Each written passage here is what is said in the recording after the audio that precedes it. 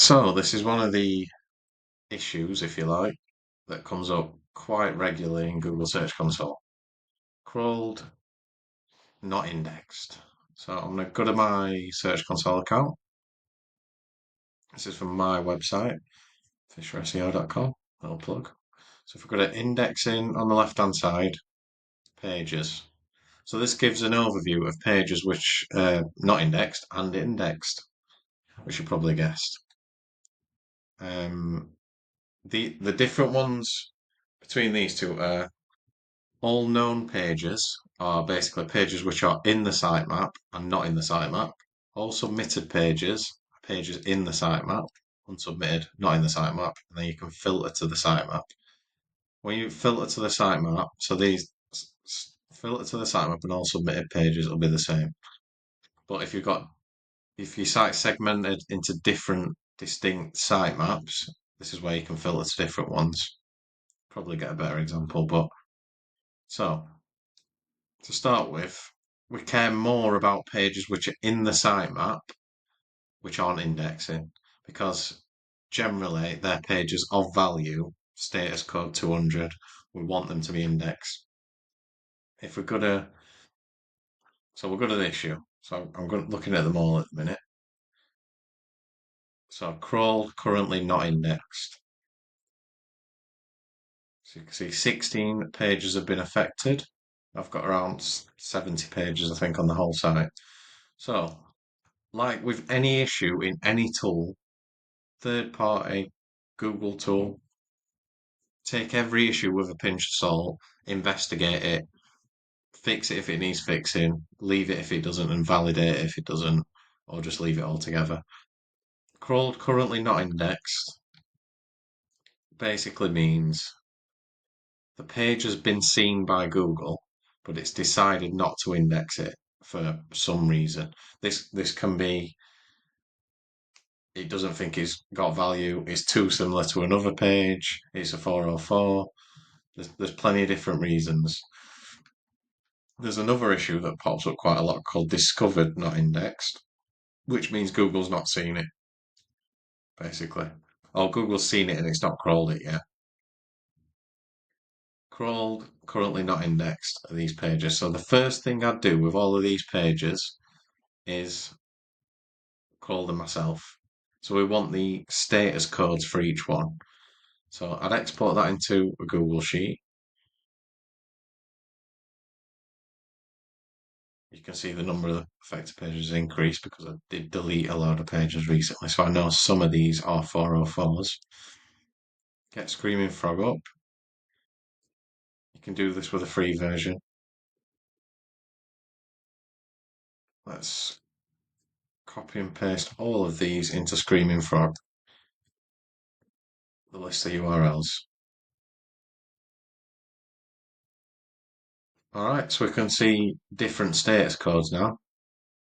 So some of these are 404s, some of these are 200s. Let's just check these. Are these in the same order? Don't know if you can see my Screaming Frog or not, but I'm just going to put these to A to Z. That's A to Z. Status codes. There we go.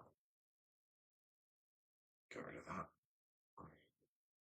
So straight away, I can disregard the ones that aren't status code 200. This has been crawled and not indexed.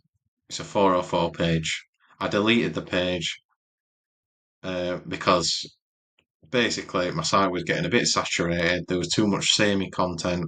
Didn't want the page anymore. It was extracting value from the pages that I do care about, key pages.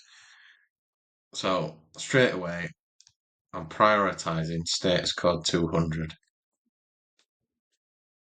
And there's a 301 page in there. So that actually redirects to another URL, which is a product URL. If that one's not indexing, then there's an issue. I'm not as bothered about that one indexing as I would be 200, status code 200, page with value. So what do you do with the remaining ones? So we can probably disregard these to begin with. Or if we want to reinstate them, that's another conversation. Then, so we've got all these have been crawled but not indexed. Then we can start to manually check through them, see if there's any parameters, strange subfolders, anything that we don't actually want to index. So the front page .atom we can disregard. That is a atomized URL. It's not one that is of value. I can even go to the page. Can have a look. It's a load of code. Don't want that one. So we're disregarding them straight away. So straight away your problem's reduced because you don't want them all indexed. Then we start to look at each of these pages. Do we want to index them? Yes or no?